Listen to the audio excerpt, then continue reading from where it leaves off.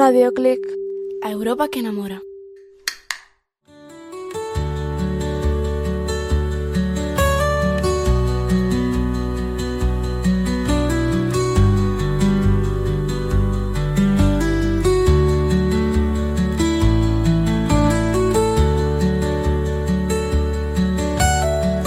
Benvidos a Historias que resoan, o espazo onde exploramos momentos do pasado que seguen latexando no noso presente.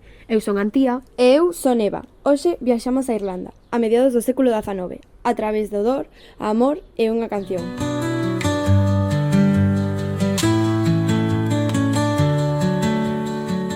O tema de hoxe, a gran fame irlandesa, a migración que partiu familias, e como unha melodía como The Fields of Athenry garda séculos de historia. Pecha os ollos. É 1847.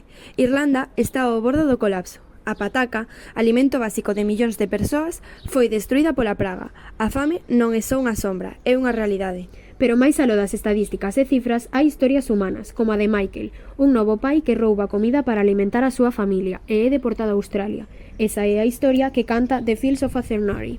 For you stole travelling scorn, so the young might see the morn.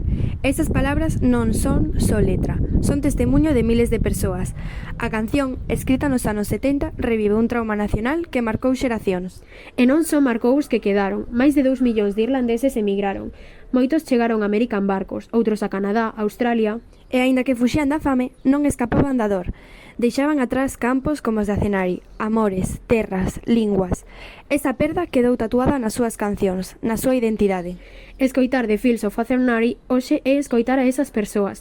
Non só é un queixume, tamén é un acto de memoria. E fainos pensar, cantas historias similares seguen ocorrendo hoxe? Cantas familias cruzan fronteiras porque a terra que os viu nacer xa non pode alimentalos? Irlanda atopou forza na súa emigración e na súa cultura, como a música cruzou océanos. The Fields of Athenry cántase en estadios, funerais, protestas, onde faga falta para lembrar que a dignidade é tan vital como o pan. E así, entre campos de pataca e notas de folk, entendemos que a fame e a migración non son só heridas, son feridas abertas que aínda sanamos, cantando. Grazas por acompañarnos nesta viaxe polos campos de Athenry e máis aló. Ata a próxima en Historias que resoan.